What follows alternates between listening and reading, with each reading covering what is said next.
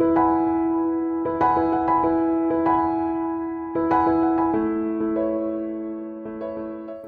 reading this morning comes from the book of James, chapter 4. We're just looking at 4 verses, verses 13 to 17, which I'll read now. James 4, 13 to 17. Now listen, you who say, today or tomorrow we will go to this or that city, spend a year there, carry on business, and make money. Why, you do not even know what will happen tomorrow. What is your life? You are a mist that appears for a little while and then vanishes. Instead, you ought to say, if it is the Lord's will, we will live and do this or that. As it is, you boast in your arrogant schemes. All such boasting is evil. If anyone then knows the good they ought to do and doesn't do it, it is sin for them. A lot of people during the lockdown, I know, have been saying that they've been reading the book, the Psalms, reading through them and finding the Psalms really helpful to get some understanding about their feelings, about the things that are going on around them, what God has got to say about those things and how God speaks into those situations. And I know a lot of people have found it really helpful, have found peace in the Psalms, found answers to their fears and their worries when it's been a particularly difficult time. But I think as well, another book of the Bible that's really helpful at this time in the pandemic and with the lockdown and with the situation that we find ourselves in is the book of James. I really think the book of James is really helpful for us to think about the Christian life, especially when we're not able to meet as a church family, when we're not able to meet together as a body or meet many other people at all. The book of James really speaks in to that question of, well, what does the Christian life look like? What should it look like and what should it be like? And I think it's interesting that the book of James does speak in such a powerful way during the lockdown, because I really think that it's interesting that James was writing to many groups of Jewish Christians, that is, people of Jewish heritage, of who'd become Christians. They believed in Jesus Christ, who were living outside of Israel, who many different groups of them who were spread out across different places. And James speaks encouragement. He speaks challenge, but in that challenge, he speaks encouragement into their lives and helps them to understand what the Christian life should be like for people who are not maybe living in their normal place. They're Jews that are outside Israel. They're not living their norm, maybe. And yet,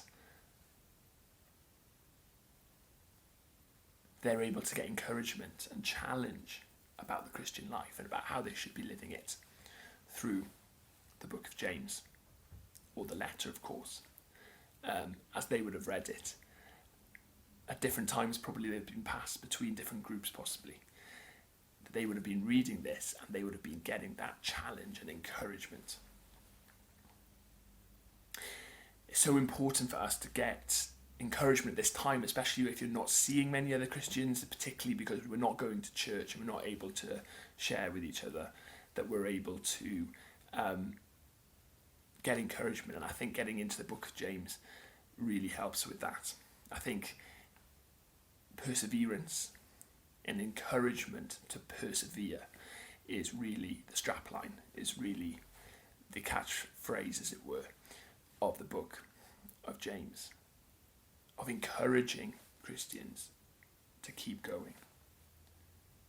It's a very fashionable word these days, is the word resilience, to be resilient, to keep going, to dig deep at difficult times. And that in many ways is what James is talking about when he talks about perseverance, persevering, keeping going, despite the difficulties and despite the hard times that we're living through and that we'll continue to live through possibly. But like I was saying, it's not just about encouragement with James. It's often about encouragement that comes out of a challenge. And I think that's why as well James can be good at this time, because it can help us not to just sort of hide away and sort of just kind of get too involved in our own worries and in our own lives, but to challenge to continue to persevere in the Christian life, to persevere as Christians who want to make a positive impact, who want to effectively speak into the society in which we live in, into the lives of those around us, our neighbours and different people. And I think James is really challenging in that way. And in the challenge then we're encouraged to keep going and to persevere.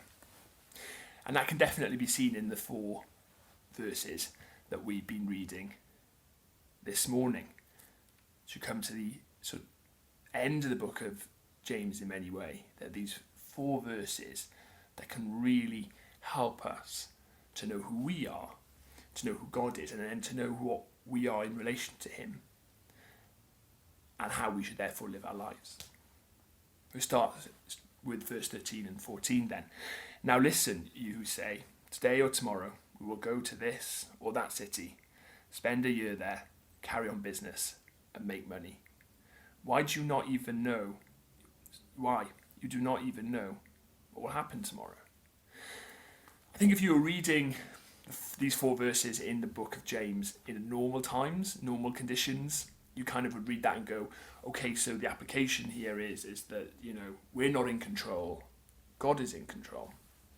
That's what James is telling us here. And indeed, that's, of course, what James is telling us.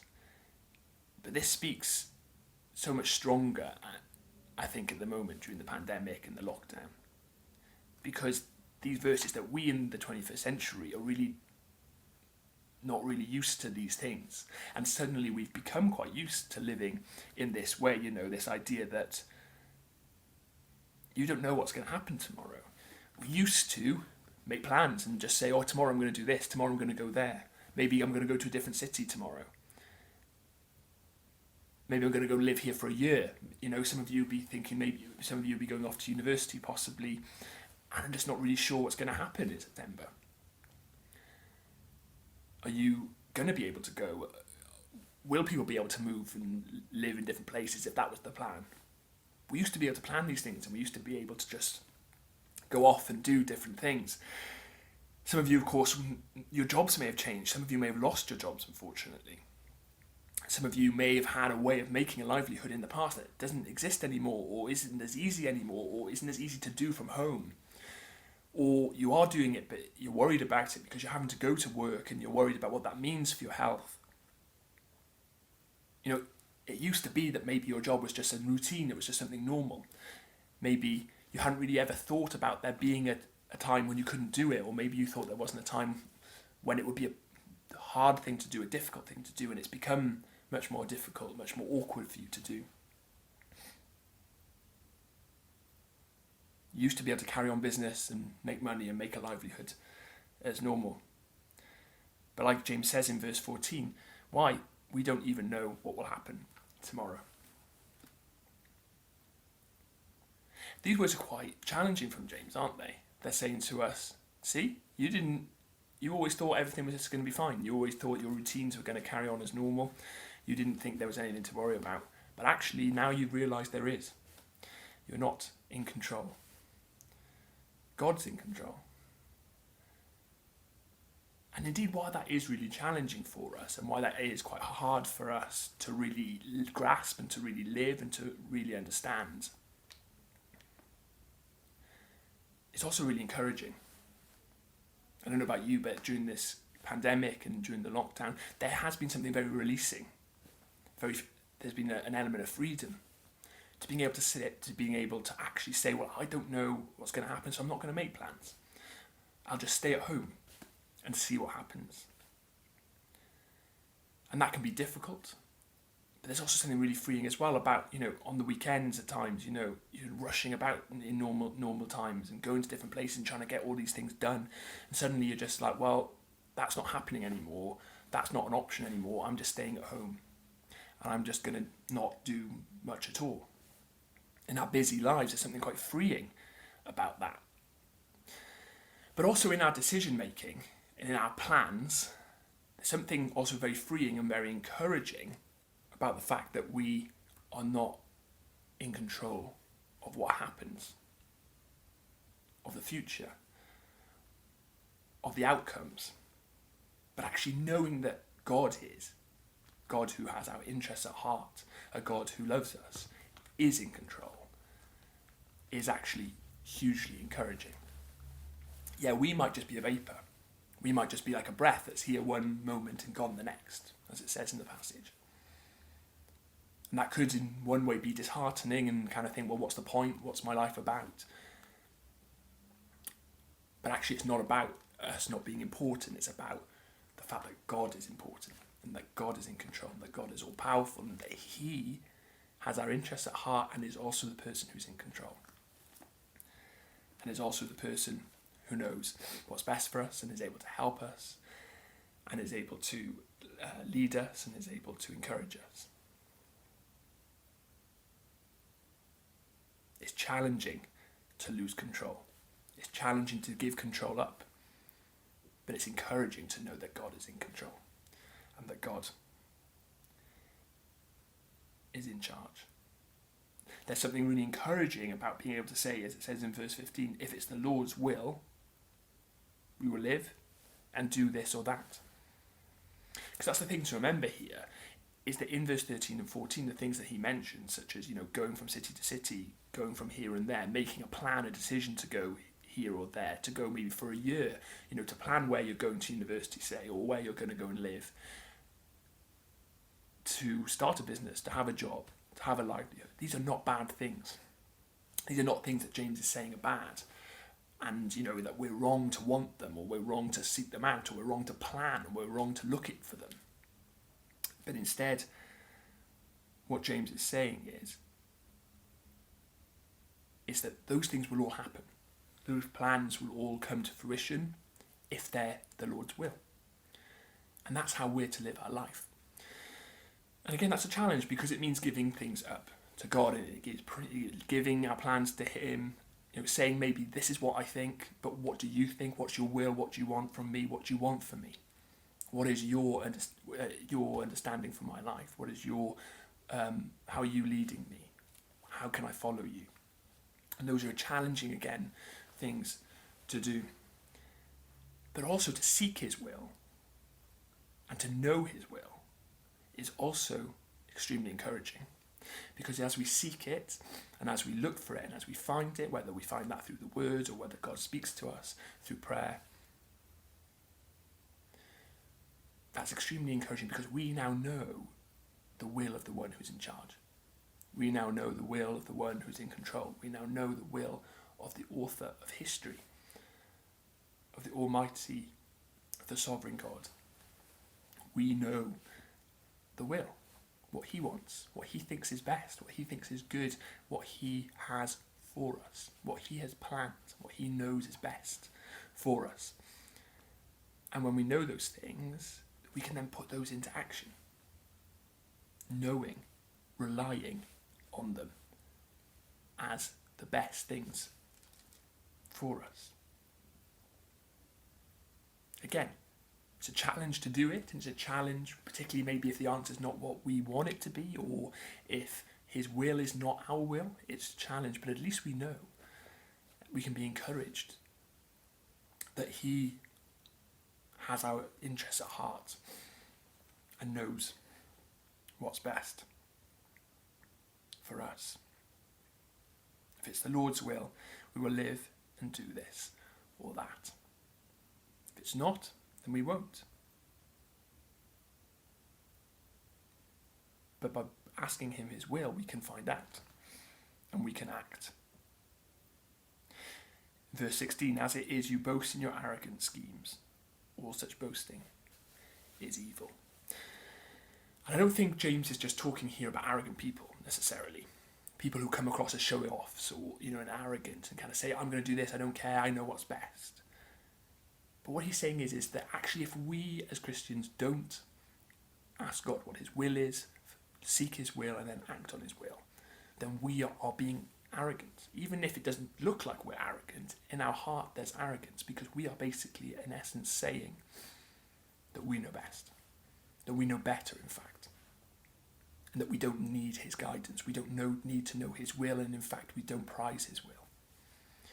And then that, James is saying, is a problem. James is saying isn't good and isn't right. In fact, of course, it's foolish, because it makes sense to want to act in a way that follows his will rather than our own. And indeed, that's why, of course, in verse 17, James says, therefore, if you know what's good, then you need to do what's good. If you know God's will, you need to then carry out his will. So as Christians, as we admit that we're not in control, that we don't know what's going to happen tomorrow, as we admit that we don't know what the answer is, as we admit that we don't know if our routine will be the same tomorrow as it is today, if the things we've planned are actually going to work out, if the things that we want to do are the right things, as we admit those things and say, I'm not in control, and then come before the Lord in prayer through reading his word, and ask for guidance, ask to know what his will is, to ask to know which direction we should be going, what we should be planning, what the answer is to this question, which is the best decision. As we do those things, as we give up control, as we say you're in control, and as we then seek his will, find out what his will is, know what his will is, therefore know what's best. When we know those things, we then know what's right.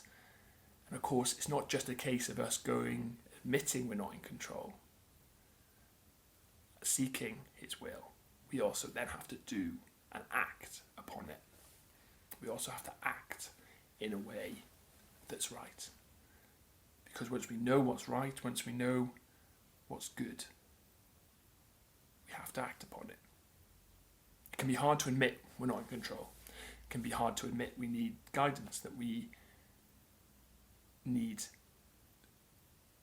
the answers and to know God's will.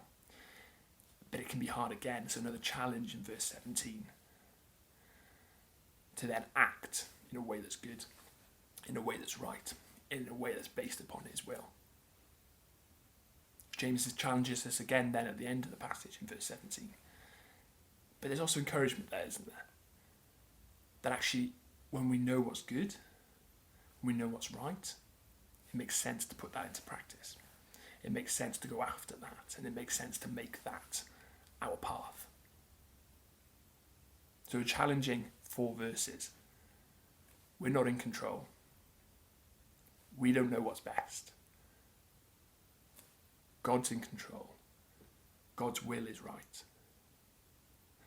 But be encouraged that when you give up control, that when you seek his guidance, and when you put into practice what you know is right, he is at work, and he is in control, and is able to bring into being what's in your best interest, because you followed his will and his guidance.